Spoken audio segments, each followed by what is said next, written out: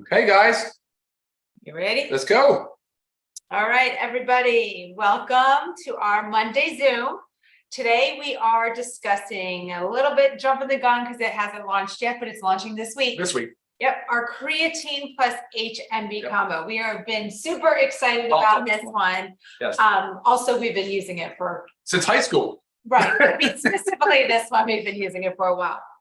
But really, guys, creatine is one of the most research and proven supplements. 50 plus years. Yeah, for boosting muscle power, strength, overall performance. Recovery. And there's so many in recovery, and there's so many other things about it that people don't really understand, and that really has to do with the brain. And that's a lot of it what we want to drill home with today. Absolutely. Because of the fact that we all associate creatine with muscle building, and bodybuilders, men. Right. So we're gonna bash a little, not bash, but we're gonna uncover a little bit of those stigmas because it is not just for men. I have been taking it myself for a very long time. It is so crucial to your health. I mean, again, the studies are there, 50 plus years that that creatine is 100% effective. I mean, this is legit. Like we all need to be taking this every single day. Hundreds of studies. And then we've also added HMB. So Ryan's going to go into the science behind it all, and then I'll probably interrupt when he starts to get a little too No, that's awesome. Yeah, you're right on the money. And both of these, the creatine and the HMB, are just derivatives or metabolites of other amino acids. So for creatine, creatine is a naturally occurring non-essential amino acid. It's a derivative of other amino acids. So our body does make it on its own somewhat. So like our body on average needs 1 to 3 grams roughly of creatine a day just to function. And so half of that comes from diet though, but dietary sources are somewhat limited. We can only find it in red meat, seafood, really those 2 main categories. So vegetarians, of course, don't get enough typically creatine. And then the rest of it the body can make on its own by breaking down tissues and freeing it up and making creatine. So by the liver and the kidneys. But yeah, and because of that though, creatine has played such an important role in our smooth muscle, so in our skeletal muscle and high energy demand centers like our brain and our heart. And so, but like Lisa said, 50 plus years, hundreds of studies, and there's 100% it works. And so why are not more people not taking it? Do you have a good answer to that? Right. I mean, I know a lot of people are, don't get me wrong. No, I really very popular in the bodybuilding, weightlifting. But I think outside of that, why they don't is just because of that stigma. We think like, oh, it's just for bodybuilding, it's just for men, and this whole thing of it causes you to gain weight, which we're also going to debunk that too. Yeah, totally. So listen to this real quick, and we'll talk about creatine first, then we'll talk about HMB. So if you think about creatine as a source of fuel, and it deposits in our tissue, so it's in our tissue. So an average person has about between 100 and 120 millimoles per kilogram, right? When you start supplementing with creatine, it can go as high as 160 millimoles per kilogram. And that's just the concentration in the tissue. So now you're talking about roughly a 30% plus increase in deposits, in stores of creatine. And that's a really important concept because people often think that like they need to take, and this is me, I feel kind of guilty for doing this, but I'll take it before a workout thinking it's fuel for my workout. That's actually not the truth. Right. Yeah, you can take it after. It's actually preferred to be taken after work. And we'll talk about that later on how to take. But so the benefits are though, not just for people, and Lisa wants to talk about this too, but not just for athletes. It is for everybody. It's for everybody because creatine being a major contributor of fuel for the cells and respiration, it's great for everything Lisa said. And now for brain health, I'm just so excited to have this product finally on the market for us. And a lot of it with brain health. So as with many things, unfortunately, things decline as we age. Oh, true. Things decline with also stressors. So if you think about like the creatine levels in our brain, even stressors of like lack of sleep, too much exercise, things like that can cause the depletion. So that's where the benefit of supplementing with creatine for the brain shows like increased cognitive function, improved memory. Yes. And then the extreme stressors, right? Injury, trauma. Good point. Stuff like that is the same thing that also decreases the creatine. And studies are proven to help benefit the brain in these individuals. Yeah, I love the point you just made though. For people that have injuries, creatine has been shown to be extremely beneficial in the recovery of these injuries. So, I mean, obviously as athletes, we all get injuries, but people just in general are always dealing with pain and musculoskeletal related injuries. So creatine is an awesome tool for that as well. Right. Awesome. So we've got we've got muscle, energy, brain, recovery. Yeah. And I mean, so let's talk about how the mechanism of actions, because we know, let's debunk actually what the stigma of, we think it maybe causes us to gain weight or water retention, put it that way. Because you think, that's what creatine does. It brings water into the body. Through osmosis. But it does. It's not like an increasing water weight. This is into the cells. Well, it is, the but it is water weight. Actually, it's just into the skeletal muscle cell. Right. So we're not, it's not like we're pumping up fat cells or increasing the number of fat cells or anything like that. We're actually improving our body composition. If you ever hear us talk about how important body composition is, it's the most paramount thing you should be thinking about when you're working on your food, your nutrition, your exercise, and all of that. Right. And like speaking female specifically, we also hear a lot, I'm sure, and you think this too, but if you lift weights, sorry, our dog is having dreams. Yes, if you can hear him whimpering, that's a dream. Okay, so strength training can differ. Good. Okay, strength training can cause us to bulk up. That's what we think. Okay, that is not true. Okay, it helps your body composition, as Ryan was just saying. And if the more muscle we have, the more we burn fat, the higher our metabolism. Correct. And this kind of goes with the same thing. It is literally allowing us, it's helping us to build muscle, to be more functional at what we're doing. Therefore, our body composition is changing, right? Our muscle mass is going up and our fat mass is going down. That's why we love to focus on the lean body mass. That's the goal here. So you just have to switch your mentality when you're thinking about it. Like, trust me, I'm not going to take anything that is going to cause me to feel like fluffy and put on weight and bloated. Yeah, absolutely. That's not my goal. I don't think that's anybody's goal.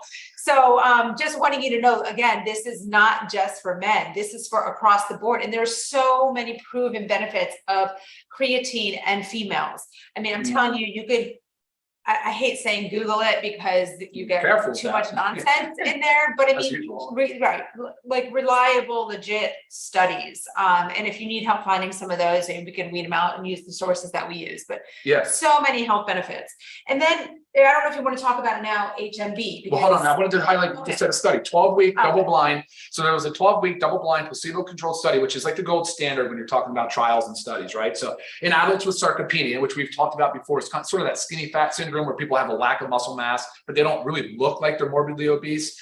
Anyway, those people analyzed grip strength, gait speed, chair stand test, body composition, inflammatory markers, all of which improved with statistical significance. And I can share that study with you guys. But anyway, that's the type of stuff we're looking for here. And, you know, so we feel very confident standing here and recommending a supplement like this for 50 years of usage and over hundreds of studies. So yes, absolutely, Lisa. Let's talk about HMB. Real quick, there are other forms of creatine. The most dominant one, and the one we really want, is creatine monohydrate. So that's what's in here, because I've already gotten that email question.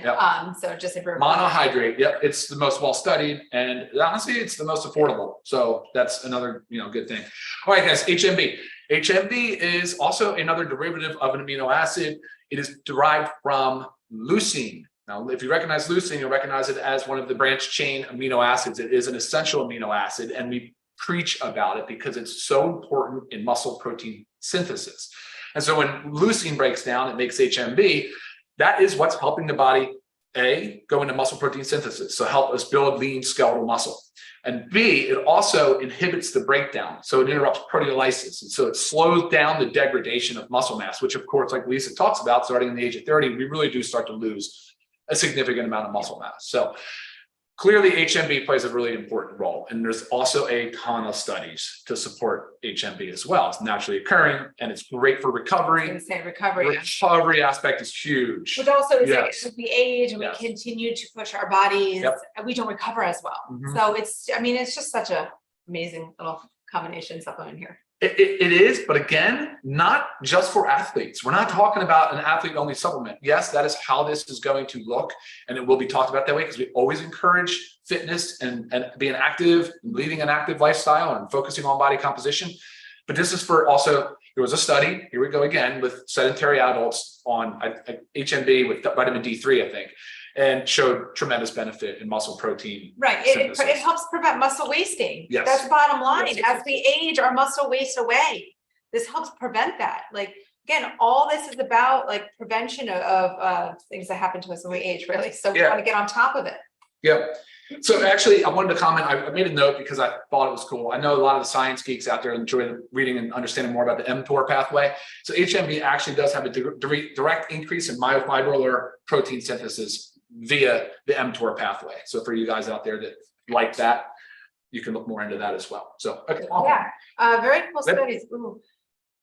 Do we know what we're selling for? No, we're not. We don't actually.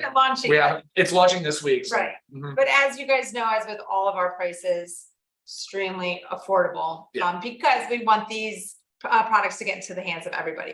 So again, the warehouse, our manufacturer has the pallets. They're being shipped to us this week. It's going to be live. Make sure you get your hands. All right. Who should take it? What should we expect? I'm going to look at some questions here too. So who should take it? Well, everybody. Okay. Well, who should not take it then? Maybe. So who should not take it? Actually, really, there's none. So the kidney thing comes up because, kidney health, because when you go to your physician and you get your blood work done and your serum creatinine, which is one of your metrics for kidney health, is elevated or on the high end of normal, if you're taking creatine, that can happen. But however, it's not actually the creatine that's causing any kidney damage. It may have just elevated that serum creatinine number a little bit, but that doesn't mean there's kidney damage. Matter of fact, dialysis clinics now, people on dialysis have been studied. They're chronically low because their kidney is not activating. Remember we said earlier about how the kidney and liver has to activate creatine in the body. If you're not getting enough in your diet, it's not doing it. So our dialysis patients are suffering with low creatine levels. And what's happening is they're losing their muscle mass. They have no energy. Their cognitive function is declining. Believe it or not, it's absolutely a big deal for them. And so now more nephrologists are adopting creatine supplementation in dialysis patients. Now, I am certainly not sitting here telling you if you're on dialysis to do that. I am telling you, though, however, to discuss it with your nephrologist or your medical provider. But it has been debunked that this causes kidney disease. As a matter of fact, there are 2 associations here, at least 2. I know there's more, and I'll read those to you as soon as I can find it. But the American College of Sports Medicine, and which you're familiar with, Lisa, you remember that, and Academy of Nutrition and Dietetics, they do not consider renal function a concern for use. So that's a really big deal because for a long time, everybody thought, well, if you have kidney damage, you can't take creatine, or vice versa, that creatine could cause kidney damage. Right. Not true. And then again, how to take. Yes. Daily. Okay. The studies show on it daily because I think I was reading that within 4 weeks. So if you completely stop the creatine, everything will reverse. 4 to 6 weeks. Correct. That's correct. Effect. Yeah. So you want to be taking it every day, ideally after a workout. Sure. No. Oh yeah. Sorry. I'm sorry. After a workout, I was always under the impression that it was almost like fuel for the workout. It's not. It's just replacing the stores that were going to be depleted by the body naturally. So after a workout with carbohydrates and some protein. And if you're not working out, doesn't matter. Just make sure you're taking it daily. We are big believers of not flavoring things when possible. So therefore this is not flavored. It's not bad. Mix it with water. It's totally palatable. Doesn't taste bad at all. Drink it. No issue. 1 scoop. It's only 8 grams, literally just creatine and HMB. There's nothing else to it. I mean, that's what's amazing about this thing. So you guys will really appreciate that. Right. And there are some benefits, like that you can combine it with taking it with carbohydrates. So this is something too, like if you were taking it after a workout, I mean, you guys can throw it into your smoothie. Like sometimes it's like the combination of things, not having to mix. Yeah, that's all I'm doing. So many things. Absolutely. And also what to expect. You can expect an increase in lean muscle mass, stamina, endurance, performance in 4 weeks, actually, as early as 2 weeks, just by supplementing with creatine. It is approved by the International Olympic Committee.